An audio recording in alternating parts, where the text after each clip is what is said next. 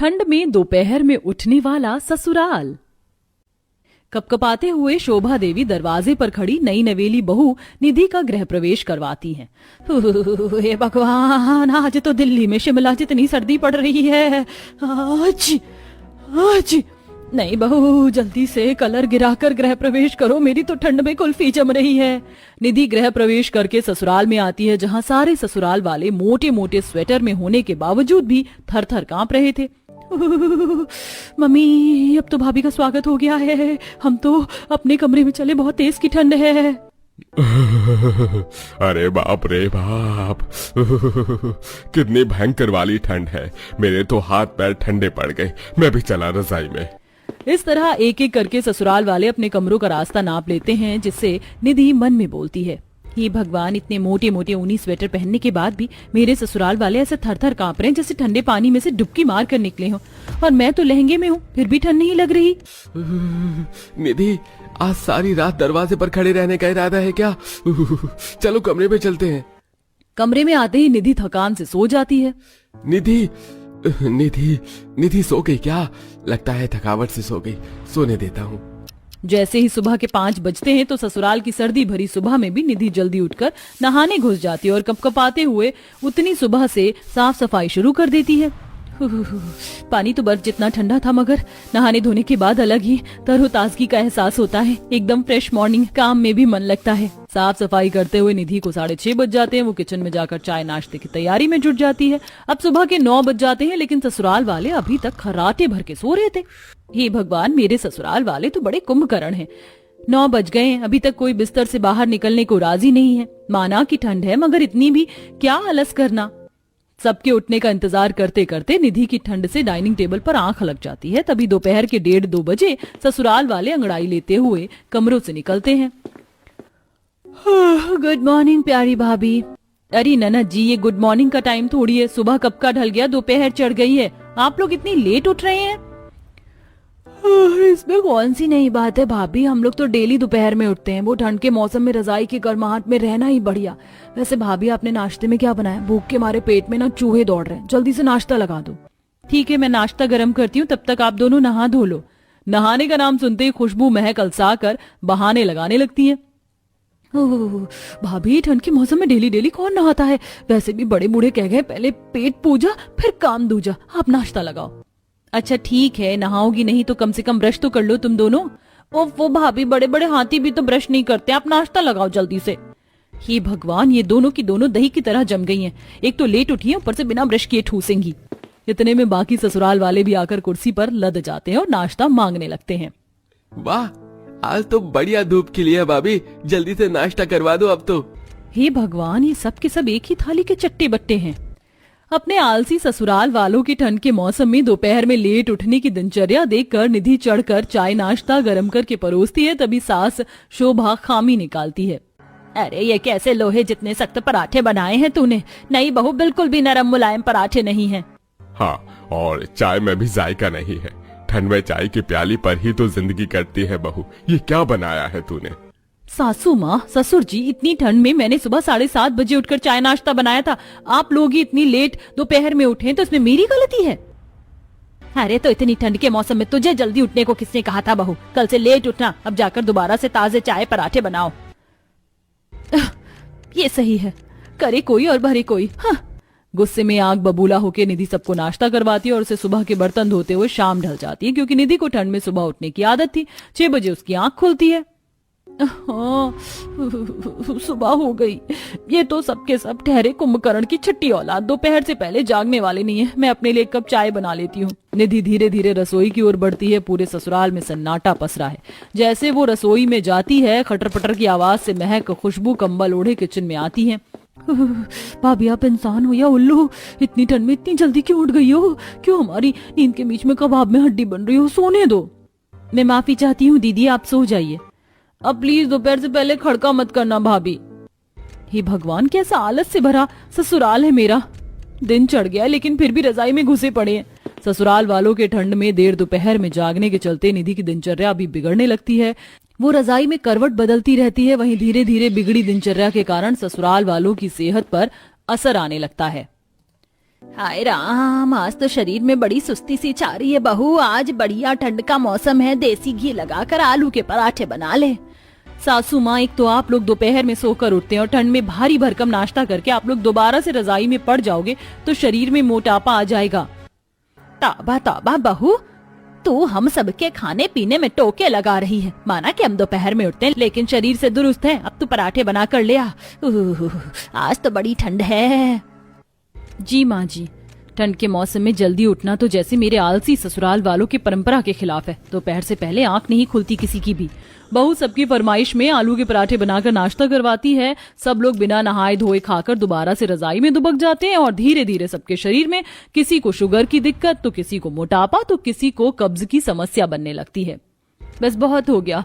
अब मेरे आलसी ससुराल वालों को सीधा करने के लिए मुझको टेढ़ा बनना पड़ेगा, वरना ये ऐसे काबू में नहीं आएंगे। अगले दिन तड़के सुबह निधि सबकी रजाई खींचातानी करके जगाती है। विकास जी, चलिए जल्दी से उठिए जी, दोपहर हो गई।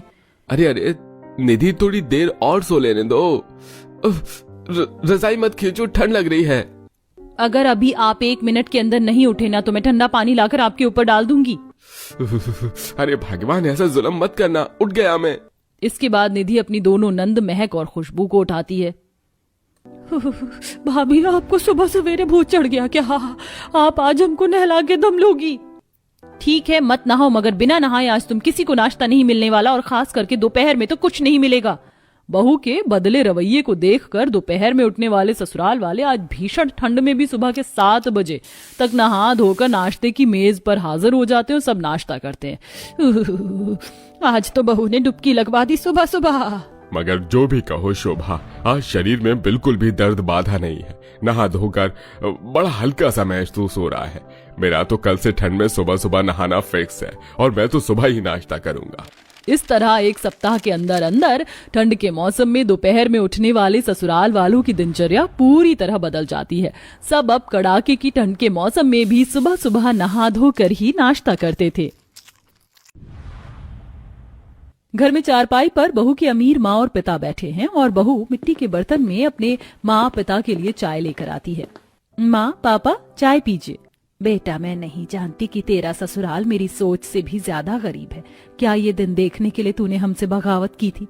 अरे तेरे घर में तो साधारण से बर्तन तक नहीं है। आशा अपनी बेटी की ऐसी हालत देखकर पुराने कुछ दिन याद करती है, जहां वो अपनी माँ को एक साधारण से बर्तन में खाना खाता देख उससे कहती है, क्या माँ, इस बर्तन को 3 साल हो गए और आज भी आप इसी बर्तन में खाना खा रही हो? अब तो इस बर्तन को बदल दो। अच्छा, क्योंकि सिर्फ इस बर्तन को 3 साल हो गए इसलिए इसे बदल दूं। तेरा बस चले तो तू मुझे भी बदल दे। ये बोलकर कि माँ पुरानी हो गई है। पुराने दिनों को सोच आशा हंसने लगती है और तभी उसके सामने उसकी बेटी गरीबी की हालत में खड़ी है। आखिर ऐसी क्या वजह है कि एक इतनी अमीर घर की लड़की आज अपने इतने गरीब परिवार में है और अपने माता पिता को मिट्टी के बर्तन में चाय दे रही है? देखने से पिता और माँ काफी अमीर लग रहे हैं। आइए ये सब जानने के लिए चलते हैं कहानी में।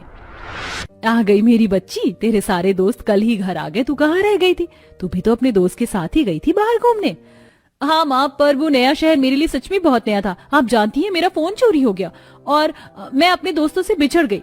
पर एक तरुण नाम के अच्छे से लड़के ने मेरी मदद की। माँ, वो बहुत अच्छा है, मैं उसे पसंद करने लगी हूँ। आप प्लीज मेरी उससे शादी करवा दो। नेहा, तुम्हारा दिमाग खराब हो गया है। कहाँ हम करोड़पति और कहाँ वो गरीब लड़का। उस घर में जाओगी तो कभी खुश नहीं रह पाओगी। पर पापा, अब हम दोनों ही एक दूसरे को पसंद करते हैं। मैं उसके घर में ही रही, उसने मुझे खाना दिया, शहर घुमाया और यहाँ पर भी उसी ने पहुंचाया। वो बहुत अच्छा है, मैं शादी करूंगी तो उसी से। अगर तुमने गरीब से शादी करी तो भूल जाना अपने माँ बाप को। अपने माता पिता के मना करने पर भी नेहा नहीं मानती और घर से भागकर तरुण से शादी कर लेती। और तरुण के घर वाले नेहा को पहले से ही जानते थे, इसीलिए उन दोनों के रिश्ते को अपना लेते हैं। और शादी के बाद जब पहली बार नेहा अपनी रसोई संभालने के लिए रसोई में जाती है तो वो देखती है कि उसकी रसोई में आज भी मिट्टी का चूल्हा है। यहाँ तक कि सुमित्रा ने नमक, मसाला, चीनी, चाय पत्ती का सारा सामान पन्नियों में बांध के रखा है और उसके गरीब ससुराल में मिट्टी के बर्तन रखे हुए हैं। माँ जी, ये सारे सामान तो काफी पुराने लगते हैं। हाँ बहू, ये सारे सामान बहुत पुराने हैं और तू तो जानती है हम गरीबों की हालत कैसी है।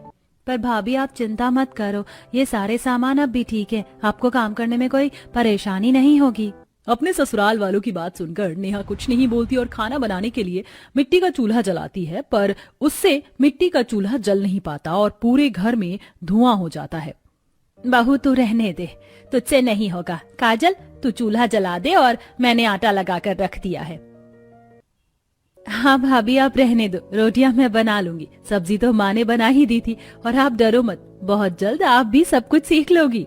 काजल अपनी भाभी को हटाकर खुद रोटी बनाने के लिए बैठ जाती है और नेहा देखती है कि उसके गरीब ससुराल वालों के पास एक चकला तक नहीं है और रोटियां काजल एक बड़ी थाल को पलटकर उसके ऊपर बना रही है और तवा ना होने की वजह से कढ़ाई में रोटियां सेक रही है। मेरे ससुराल वाले कितने गरीब हैं। मेरे गरीब ससुराल वालों के पास तो रसोई में रखी जाने वाली जरूरत की चीज भी नहीं है।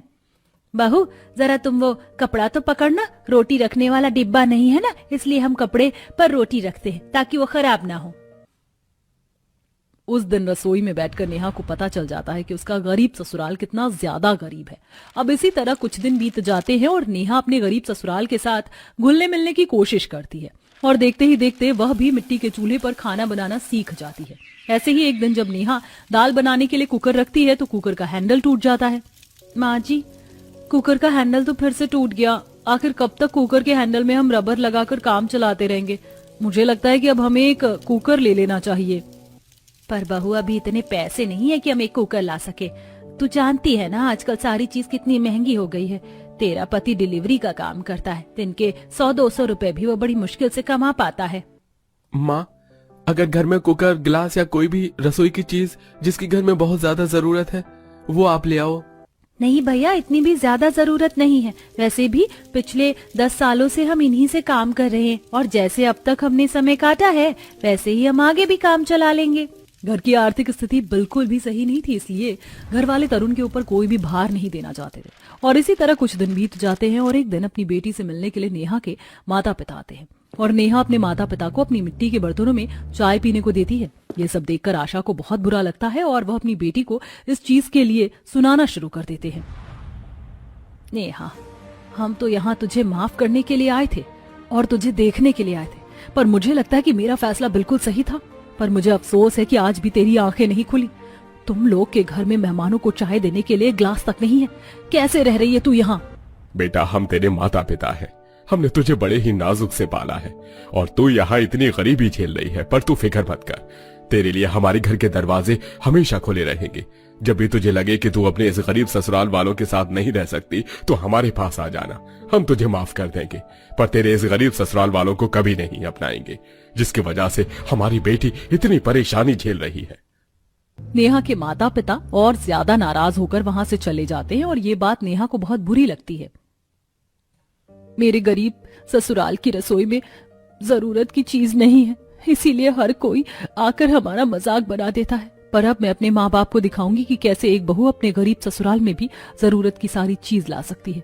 इस रसोई में अब सारी चीज नहीं आएगी। भाभी क्या हुआ, आप इतनी परेशान क्यों हो? मैं देख रही हूँ जब से आपके माता पिता आपसे मिलकर गए हैं आप बहुत दुखी हैं। हाँ काजल मैं बहुत दुखी हूँ और मेरे दुख का कारण हमारी रसोई है। हमारी रसोई में जरूरत की कोई चीज नहीं है। मैं चाहती हूँ कि हमारी रसोई में सारी नई चीज हो और वो मैं लाकर ही रहूंगी। काश कि मैं अपने शहर में होती। अगर मैं अपने शहर में होती तो मैं बड़ी बड़ी कंपनियों से हैंड प्रिंटिंग का काम घर से लेकर करती। बस भाभी इतनी सी बात, भैया पोर्टर का काम करते हैं, इस बारे में तो आपको भैया से बात करनी चाहिए थी। काजल के कहने पर शाम को नेहा अपने पति से बात करती है और अगले दिन तरुण नेहा के साथ एक बड़ी सी कंपनी में जाता है जहां कुछ इंटरव्यू राउंड होते हैं और वह सभी राउंड में पास हो जाती है और उसे कपड़ों पर हैंड प्रिंटिंग का काम वर्क फ्रॉम होम मिल जाता है और वो घर पर बैठकर कपड़ों पर हैंड प्रिंटिंग डिजाइन करने लगती है। काजल मैं पोर्टर करने के लिए जा रहा हूँ, अगर तुम्हारा ऑर्डर पूरा हो गया हो तो मुझे दे दो। तुम्हें ऑफिस जाने की जरूरत नहीं है, मैं ही तुम्हारा ऑर्डर तुम्हारी कंपनी तक पहुंचा दूंगा। तरुण जी सारे ऑर्डर तो पूरे नहीं हुए पर 10 में से 8 तो पूरे कर दिए हैं। आप यही दे आओ और शाम को जल्दी आना। मैं सोच रही हूँ 1-2 कंपनी में और बात कर लूं ताकि मुझे ऐसा फ्रीलांस भी काम मिल सके। बहू तो हम गरीबों के लिए कितनी मेहनत कर रही है। माँ जी ये मेहनत मैं अकेली तो नहीं कर रही, आप सभी हैं तो मेरे साथ। इतना बोलकर नेहा वो कपड़े जिस पर उसने अपने हाथों से हैंड प्रिंटिंग डिजाइन करी थी वह अपने पति को दे देती है और शाम को जब तरुण घर जल्दी आता है तो एक बार फिर दोनों पति पत्नी छोटी मोटी कंपनियों में जाते हैं और वहां पर फ्रीलांस काम लेकर घर आते हैं। इसी तरह कुछ महीने बीत जाते हैं और 1-2 महीने बाद नेहा को उसकी पहली कमाई मिलती है। माँ जी, काजल, तरुण जी, ये देखिए मेरी सैलरी आ गई। तरुण जी, आप मेरे साथ अभी मार्केट चलिए, हम रसोई का सारा सामान लेकर आएंगे। बहू, तूने कर दिखाया जो हम 10 सालों से ना कर सके, वो तूने कुछ ही महीनों में कर दिया। माँ, अभी खुश होने की जरूरत नहीं है, अब तुम अपनी रसोई के सामान देखकर ही खुश होना। चलो नेहा, रसोई का सारा सामान तुम्हारी पसंद से आएगा अब। तरुण और नेहा मार्केट जाते हैं और वहां से मिक्सी, सिलेंडर, चूल्हा, डिनर सेट, चकला, बेलन, nonstick pan, cooker, microwave, fridge जैसी रसोई में रखी जाने वाली सारी जरूरत की चीज ट्रक में भर कर लाती है, जहां वह 10 मजदूरों को पैसे देती है और सभी लोग एक एक करके ट्रक से सामान उतार कर घर में रख रहे होते हैं। भैया जी, फ्रिज आप घर में ही रख दो, रसोई में ज्यादा जगह नहीं है। बहू, इतना सारा सामान, लगता है तूने सारे पैसे रसोई के सामान में ही खर्च कर दिए। हाँ माँ जी, क्योंकि सबसे ज्यादा जरूरत भी तो हमें इसी की थी। भैया आराम से सारा सामान लेकर आना, कुछ भी चीज टूटना नहीं चाहिए।